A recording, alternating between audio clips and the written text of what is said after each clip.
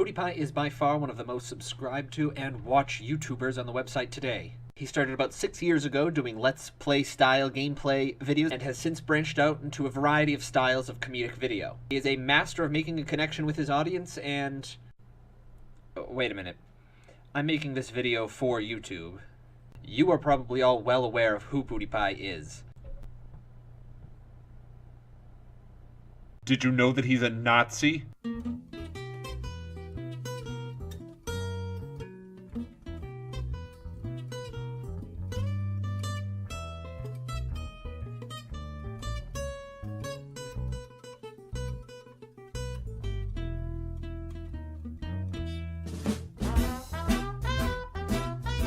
I figured this story would be done and gone by the time I was able to make a video about it, but the media is still at it. I'm not going to analyze in detail the original story about the Wall Street Journal article, since those stories have been beaten to death. That, and I don't have a subscription to the Wall Street Journal and can't seem to find a copy of the full article anywhere else. But let me go into the basics of the case in case any of you don't know. The Wall Street Journal put out an article entitled Disney Severs Ties with YouTube Star PewDiePie After Anti-Semitic Posts. This headline reeks of bullshit so bad that I can smell it from here, and I live about 250 miles from the Wall Street Journal's headquarters. Just to be clear, when they say anti-Semitic posts, he's not going online and talking about how genocide might be the only solution to the nation's woes. The writers went back and found 9 videos that PewDiePie posted in the last 6 months that contain anti-Semitic messages.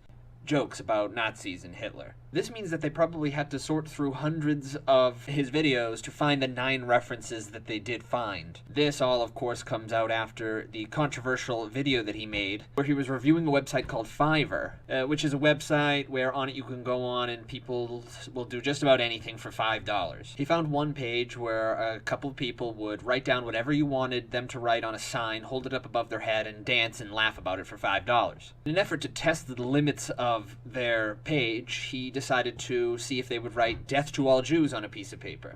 Much to the surprise of many, including him, they did. This is obviously edgy humor to some, and I can see how it might turn people off. But a lot of people pretended to be offended by it. Again, just to clear things up, the reason that some people find this funny is because anti-Semitism is bad. It gets a reaction from people because when somebody holds up a sign with such a dark, bad message on it, while at the same time laughing and dancing, the incongruity makes it humorous. It's not funny anymore because I had to explain the joke. But it's the same with jokes like this. I replaced her pepper spray with silly string. Anyway, that night she got raped. The joke is that rape is bad. If rape was acceptable in society, there would be no joke. Jokes about Nazis does not normalize Nazism, just like jokes about rape does not normalize rape. It shows how bad those things are.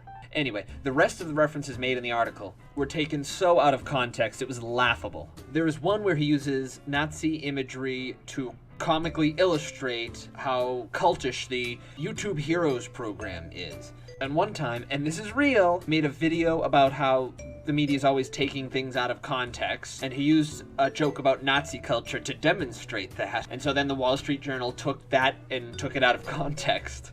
It's the definition of irony. What the Wall Street Journal did, that kind of malice or ignorance, should be the front page of every other publication, seeing how big this story has become. But it wasn't. In fact, other publications have come out in defense of the Wall Street Journal. By the way, anyone who has gone and looked at PewDiePie's videos after reading this knows that it was a hit piece. This isn't a controversial statement. Anyway, PewDiePie came out with a response where he apologized for the Fiverr video, and then he talked about the obvious bullshit that the Wall Street Journal was attempting to peddle on him. And then he ended with this. There's actual hatred out there.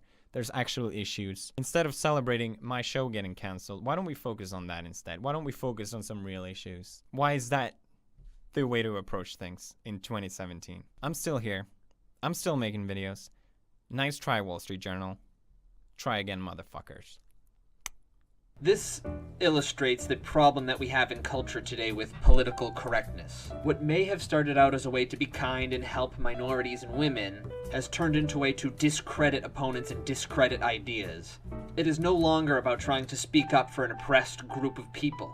It is a way to silence and censor people, and that comes with its own host of problems. I cannot tell you how many times I see or hear a debate between two people with fundamentally different philosophical opinions. It is immediately shut down by the accusation of racism or sexism. By finding a way, even a tiny way, to make your opponent look like a sexist or a racist, you and any onlookers will immediately stop taking that person's positions on anything seriously. This is problematic for two reasons. One, there are very few actual racists in polite society. This goes hand in hand with the people pretending to be offended.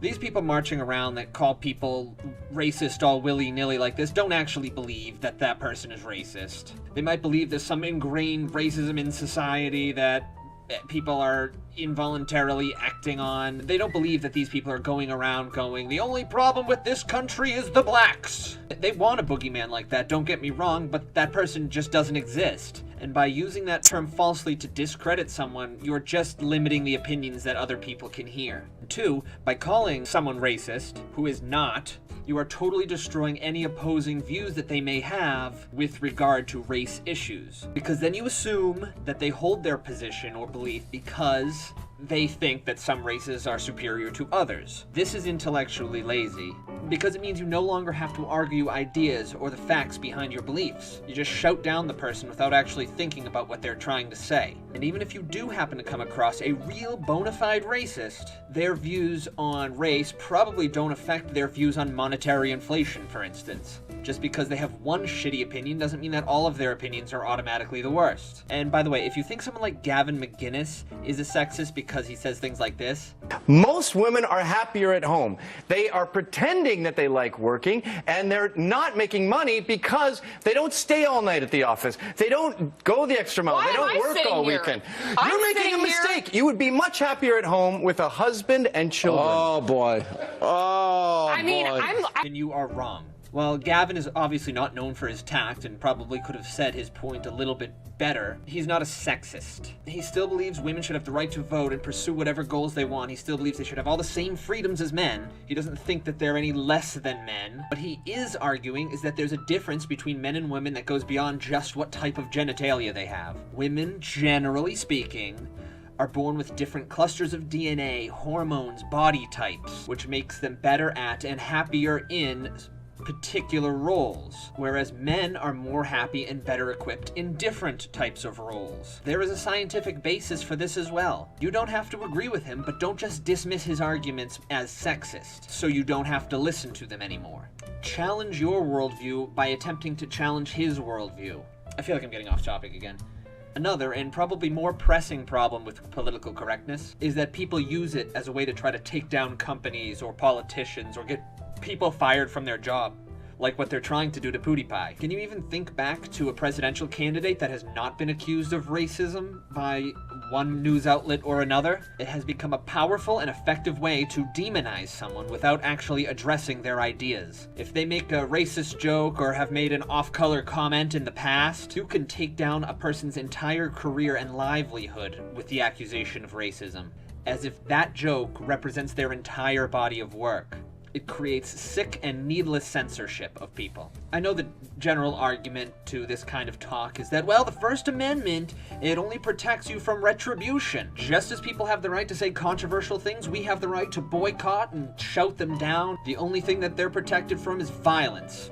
Government. And that's totally right. I'm not arguing that you shouldn't be allowed to shout someone down or try to get them fired from their job. I'm just bringing awareness to the issue because I don't think people are realizing the chilling effect it is having on freedom of speech. It's not just violence / government that can censor people. We can silence ourselves. Everyone in popular culture now has to act so concerned with political correctness. We have actually, in a lot of ways, lost a lot of diversity in thought and culture. Also, by calling everyone under the sun a racist, you dilute the word and make it almost meaningless. So when people use the word on actual racists, like Richard Spencer, who I went over in another video, people are just going to think, oh, okay, he has a slightly different opinion than you. They won't think, oh, he has racist beliefs. Richard Spencer will become just like anybody who's ever made a joke that you pretended to be offended by. And I say pretend because people just act like they're offended about everything these days. I don't think everyone who acts offended is a snowflake. I really don't believe they're actually offended. I think they're so concerned with acting like they care that they lose sight of reality. They want to be offended for everyone. People begin to view everything in media, every show, every video that they watch, to who could possibly be offended by this? People are getting offended when you dress up like an Indian for Halloween, or if you support a sports team called the Redskins. And then a poll comes out that about 90% of actual American Indians don't give a flying fuck. Anyway, back to PewDiePie. I don't know if this is a way that they're trying to take down PewDiePie, because he is truly independent media that is a threat to the establishment, or if they're just trying to create controversy to get clicks. Either way, it is dishonest, and if they want to go to war with PewDiePie, they're going to lose. PewDiePie gets millions more views to each of his videos than the Wall Street Journal could hope to get, and his audience is much younger.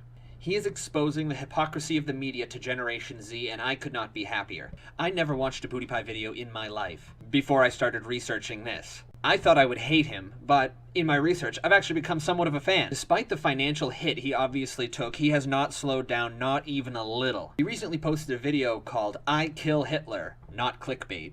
And, without giving too much away, his PR guy calls him and tells him that the only way he can salvage his reputation is to go back in time and kill Hitler. So he plays a sniper game where he goes to try to do just that. It's funny as hell, so I'm going to put the link in the description. He seems unfazed while the media continues to go down into the shitter. If the election of Donald Trump is any indication, contempt for the media is an ever-growing phenomena. Even before Donald Trump started running, a poll came out that showed that only about 5% of the people still trust the media. They were dead in the water to begin with. And as soon as this election started, it showed every day why this is the case. And every day, it keeps getting worse. And then what does the media do to try to regain its legitimacy? They act like they are the beacons of truth and justice in our democracy. And then every time they are attacked, they act like democracy is under attack. And then they continue to peddle the lies and take everything out of context and just make themselves look stupid. A free nation is not great because there is an established authority on truth and what we can read. A free nation is great because it is free. If the media wants to salvage what little trust there is left, they should start reporting facts objectively